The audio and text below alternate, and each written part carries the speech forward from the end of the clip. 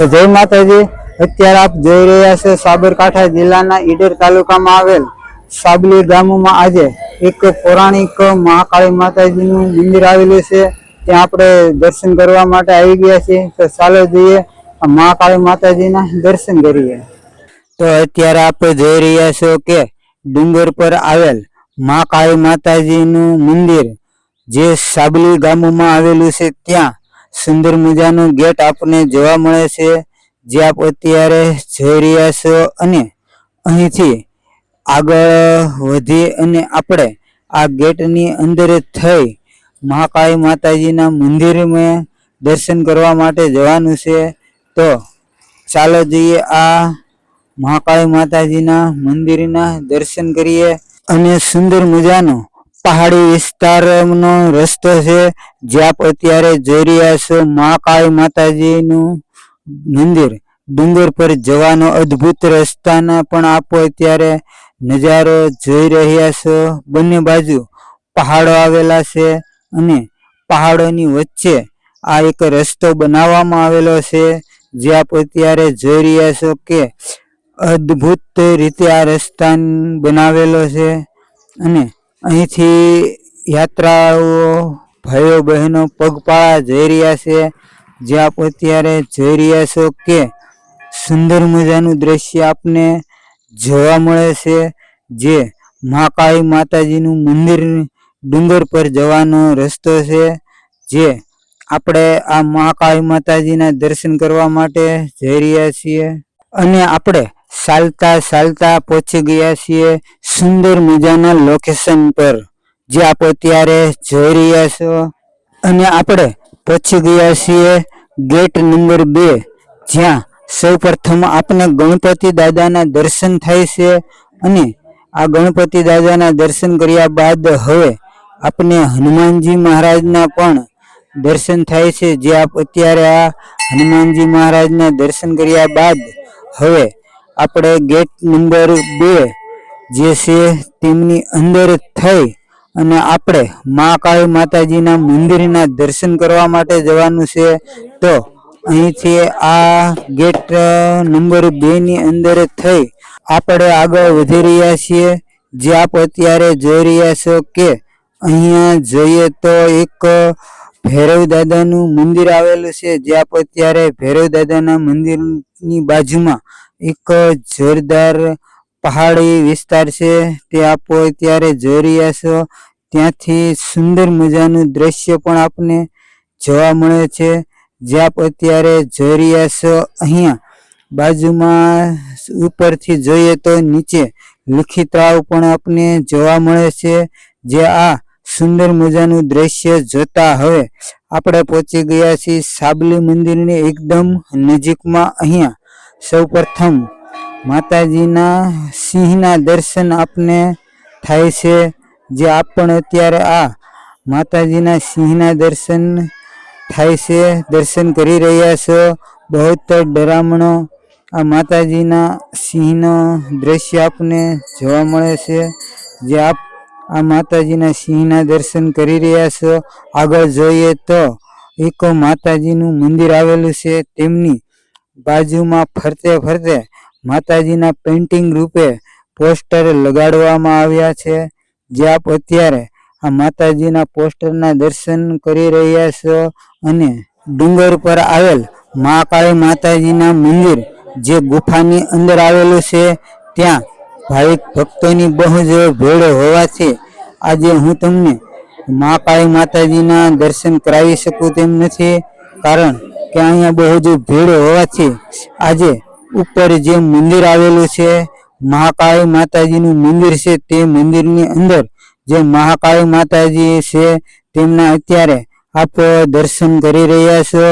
જે સુંદર મજાના મહાકાળી માતાજીનું મંદિર છે, સુંદર મજાનું દ્રશ્ય આપણે અહીંયા ભોળાનાથના પણ દર્શન થાય છે।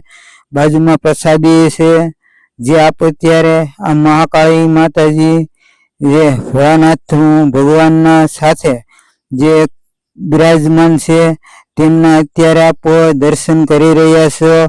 અને અહીંયા તેમની બાજુમાં અખંડ જ્યોત છે, તે જે મહાકાળી માતાજીની સામે જે અખંડ જ્યોતના પણ આપણે દર્શન કરવાના છે. તો અત્યારે આ અખંડ જ્યોતના દર્શન કરી રહ્યા છો. જે આપણે અખંડ જ્યોતના દર્શન કર્યા બાદ હવે અહીંથી આગળ જઈએ તો મહાકાળી માતાજીના દર્શન કરીને આગળ જઈએ તો એક મહાકાળી માતાજીનું પ્રાચીન સંદેશ લખવામાં આવેલો છે, જે તમે જોઈ શકો છો. આ મહાકાળી માતાજીનો એક લેખ લખેલો છે, તે વાંચી શકો છો. પ્રતાપગઢ સાબલીનો આ લેખ લખવામાં આવ્યો છે. અને અહીંયા સીડી સડીને એક મહાકાળી માતાજીનું ઘંટ છે. તે માન્યતા અનુસાર આ સીડી સડી અને મહાકાળી માતાજીના ઘંટ વગાડવાની પ્રથા અહીંયા આપને જોવા મળે છે. તે અહીંયા આવતા ભાવિક ભક્તો આ સીડી સડી અને મહાકાળી માતાજીના ઘંટ વગાડીને પોતાની માનતા પૂર્ણ કરે છે, એવી અહીંયા લોક માન્યતા છે, જે અહીંના ભાવિક ભક્તોએ અમને જણાવેલું છે. જે આપ અત્યારે જોઈ રહ્યા છો કે અમારા મિત્ર એવા રાજુભાઈ ભાવસાર આ ઘંટ વગાડવા માટે જઈ રહ્યા છે. જે આપ અત્યારે જોઈ રહ્યા છો કેવી રીતે આ ઘંટ વાગે છે. અને હવે હું પોતે મહાકાળી માતાજીના ઘંટ વગાડવા માટે જઈ રહ્યો છું.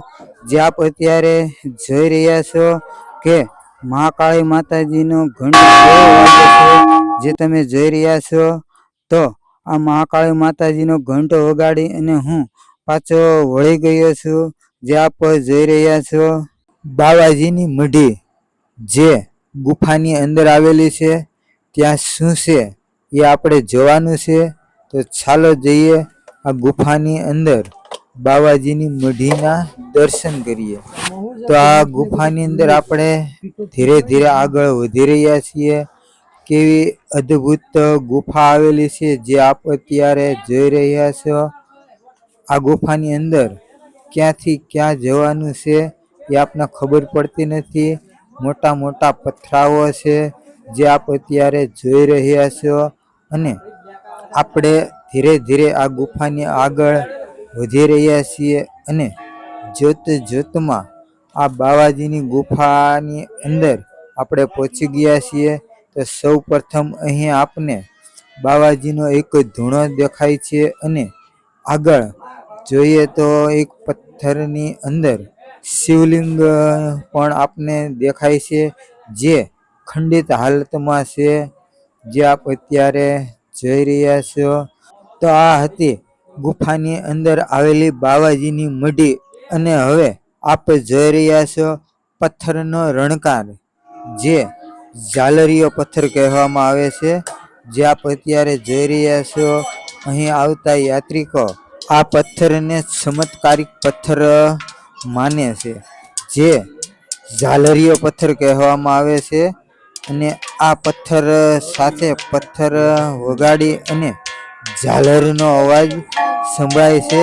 જે તમે જોઈ રહ્યા છો કે અહીં આવતા દરેક યાત્રાળુઓ પથ્થરની સાથે પથ્થર ટકરાવી અને ઝાલરનો અવાજ સાંભળે છે, જે તમે જોઈ રહ્યા છો.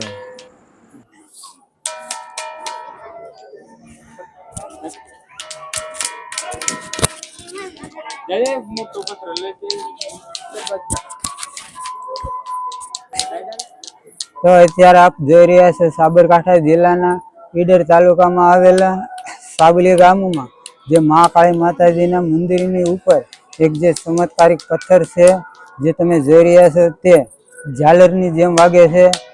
જે આપ હું તમને વગાડીને બતાવી રહ્યો છું. એક મિનિટ આપતો બેટા.